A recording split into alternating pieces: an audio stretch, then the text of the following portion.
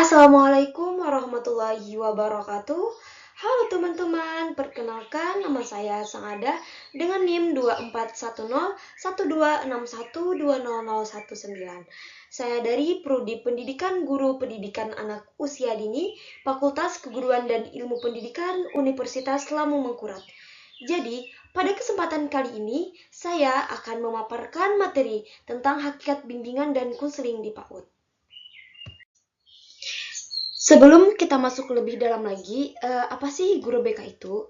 Nah, jadi guru BK itu adalah pendidik yang membantu siswa untuk mengatasi masalah dan mengembangkan potensi diri, dan juga merupakan tenaga pendidik yang memiliki tanggung jawab khusus dalam memberikan layanan, konseling, dan bimbingan khusus kepada siswa di lingkungan sekolah.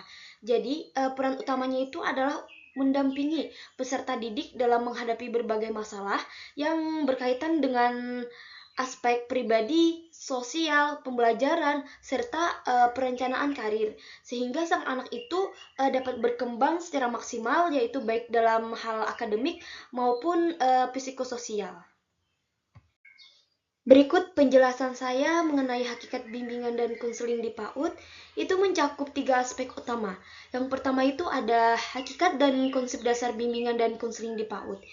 Jadi, bimbingan dan konseling anak usia dini merupakan bagian penting dari layanan pendidikan yang bertujuan untuk membantu anak-anak dalam mengembangkan potensi diri, menyesuaikan diri dengan lingkungan, serta mengatasi permasalahan yang dihadapi dalam tahap perkembangan awal. Nah, jadi pada usia dini ini layanan BK lebih bersifat preventif dan mengembangkan developmental daripada kuratif. Nah, jadi menurut Prayitno, bimbingan dapat diartikan sebagai bantuan yang diberikan kepada individu agar dapat memahami dirinya sendiri, lingkungannya, dan mampu membuat keputusan yang tepat. Dalam konteks PAUD, layanan bimbingan dan konseling itu memiliki karakteristik yang tersendiri karena usia dini itu adalah masa ketika anak itu belum mampu mengungkapkan masalah secara kompleks. Maka layanan BK itu lebih menekankan pendekatan yang bersifat preventif dan mengembangkan developmental, bukan kuratif. Maksudnya itu pendidik berperan dalam memfasilitasi agar si anak itu tidak mengalami masalah dan mendukung optimalisasi potensi sejak dini. Jadi, ciri khas BK di PAUD itu yang pertama ada berorientasi pada perkembangan anak. Nah, jadi layanan BK disesuaikan dengan tahap tumbuh kembang anak, tidak mengintervensi secara langsung seperti pada layanan BK di jenjang pendidikan yang lebih tinggi.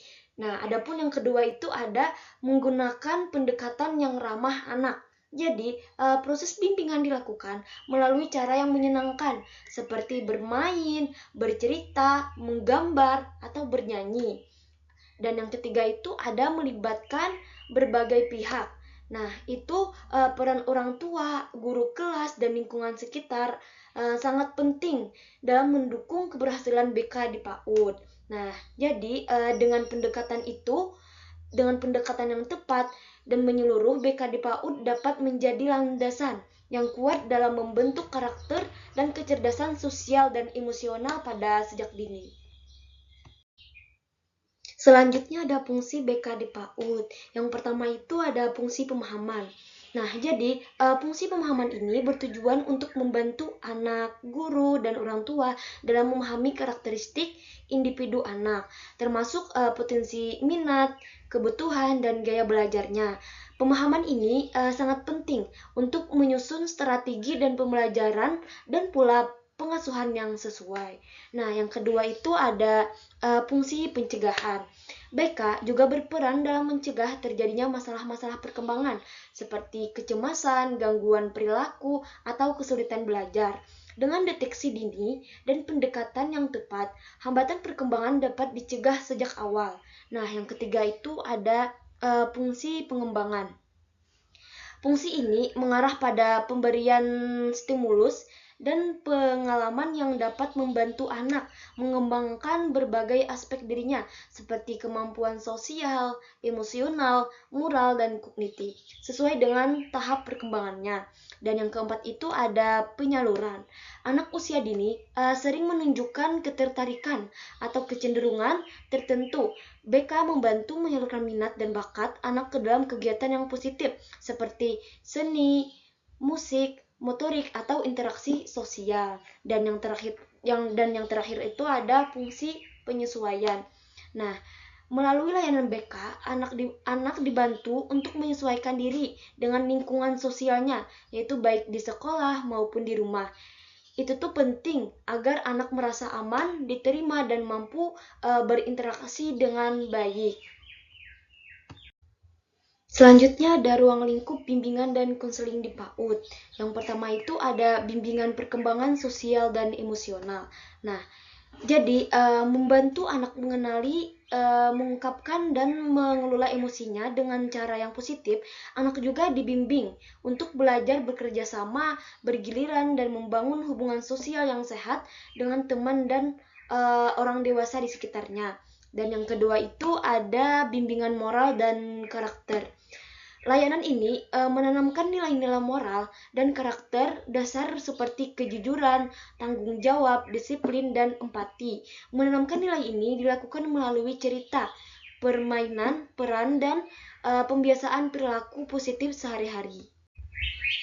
Yang ketiga yaitu bimbingan belajar. Nah, jadi fokus pada pembentukan sikap positif terhadap kegiatan belajar. Anak diajak untuk merasa senang dalam belajar atau menjelajah dan mencoba hal-hal baru dengan rasa percaya diri. Dan yang keempat itu ada bimbingan karir awal. Jadi meskipun masih dalam bentuk sederhana, anak-anak dikenal pada berbagai jenis profesi, kayak melalui kegiatan bermain peran seperti menjadi dokter, guru, atau pemadam kebakaran. Nah, itu tuh tujuannya bukan untuk menentukan karir, tetapi membangun wawasan dan memperluas pengalaman pada sang anak tadi. Dan yang kelima itu ada bimbingan keluarga. Jadi, BK di PAUD tidak akan optimal tanpa keterlibatan keluarga. Oleh karena itu, guru BK juga memberikan edukasi kepada orang tua mengenai perkembangan anak dan cara mendukungnya di rumah. Sinergi ini antara sekolah dan keluarga itu sangat menentukan keberhasilan layanan bimbingan BK di PAUD. Dan yang terakhir itu ada kesimpulan. Jadi, bimbingan dan konseling di PAUD membantu dan mendukung perkembangan anak secara menyeluruh, yaitu melalui pendekatan, pencegahan, dan pengembangan. Layanan ini mencakup bantuan dalam mengenal diri, mengatasi masalah, dan mengembangkan potensi anak. Fungsinya meliputi pemahaman hingga penyesuaian dengan ruang lingkup yang mencakup aspek emosional, moral, belajar, dan dukungan keluarga, serta melibatkan peran aktif guru dalam orang tua.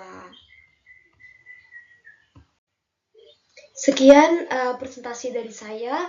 Mohon maaf jika terdapat kesalahan ataupun kehilafan. Wassalamualaikum warahmatullahi wabarakatuh.